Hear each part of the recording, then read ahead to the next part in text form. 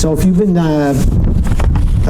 attending regularly here at the Harbor, you'll know that we've been doing the book of John. So we ended last week on John chapter 19, verse 16. So I'm going to pick this up, the crucifixion story. So Pilate delivered Jesus over to them to be crucified. So they took Jesus, and he went out bearing his own cross to the place called the place of a skull, which in Aramaic is called Golgotha. There they crucified him, and with him two others, one on either side, and Jesus between them. Pilate also wrote an inscription and put it on the cross. It read, "Jesus of Nazareth, the King of the Jews." Many of the Jews read this inscription, for the place where Jesus was crucified was near the city, and it was written in Aramaic, in Latin, and in Greek. So the chief priests of the Jews came to Pilate, said to Pilate, "Do not write the King of the Jews, but rather, this man said, I am the King of the Jews." Pilate answered, "What I have written, I have written." When the soldiers had crucified Jesus, they took his garments and divided them into 4 parts, 1 part for each soldier, and also his tunic. But the tunic was seamless, woven in one piece from top to bottom. So they said to one another, "Let us not tear it, but cast lots for it to see whose it shall be." This was to fulfill the scripture which says, "They divided my garments among them, and for my clothing they cast lots." So the soldiers did these things. But standing by the cross of Jesus were his mother and his mother's sister, Mary the wife of Clopas, and Mary Magdalene. When Jesus saw his mother and the disciples whom he loved standing nearby, he said to his mother, "Woman, behold your son." Then he said to the disciple, "Behold your mother." And from that hour the disciple took her to his own home. After this, Jesus, knowing that all was now finished, said, to fulfill the scripture, "I thirst." A jar full of sour wine stood there, so they put a sponge full of sour wine on a hyssop branch and held it to his mouth.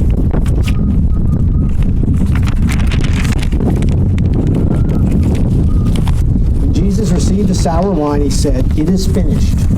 And he bowed his head and gave up his spirit. Since it was a day of preparation, and so that the bodies would not remain on the cross on the Sabbath, for that Sabbath was a high day, the Jews asked Pilate that their legs might be broken, that they might be taken away.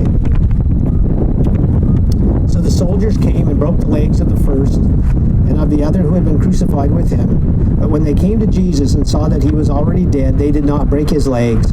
But one of the soldiers pierced his side with a spear, and at once there came out blood and water. He who saw it has borne witness. His testimony is true, and he knows that he is telling the truth, so that you also may believe. For these things took place that the scripture might be fulfilled. Not one of his bones will be broken. And again, another scripture says, "They will look on him whom they have pierced." After these things, Joseph of Arimathea, who was a disciple of Jesus, but secretly for fear of the Jews, asked Pilate that he might take away the body of Jesus, and Pilate gave him permission. So he came and took away his body. Nicodemus also, who earlier had come to Jesus by night, came bringing a mixture of myrrh and aloes, about 75 pounds in weight. So they took the body of Jesus and bound it in linen cloths with the spices, as is the burial custom of the Jews. Now in the place where he was crucified there was a garden, and in the garden a new tomb in which no one had yet been laid. So because of the Jewish day of preparation, since the tomb was close at hand, they laid Jesus there. In verse 30, the words that we are recorded as Jesus' last while he was on the cross were, "It is finished." And sometimes the word finish has a negative connotation to it. Like sometimes if you're in a business and it runs out of money and it has to terminate, you have to say to your employees, "We're all finished." And there's a negative tone to it. But there's tone of Jesus when he's on the cross is really the words I use. It's actually in the movie The Passion of the Christ. The translation of the Aramaic there goes, "It is accomplished." And I think that's a much better way of looking at Jesus' last words, because he said, it is finished. Yes, his work on earth in a human body was finished, but just at the same time, his mission from his time on earth, his 33 or so years that he was in ministry, it was not only finished, but it was accomplished.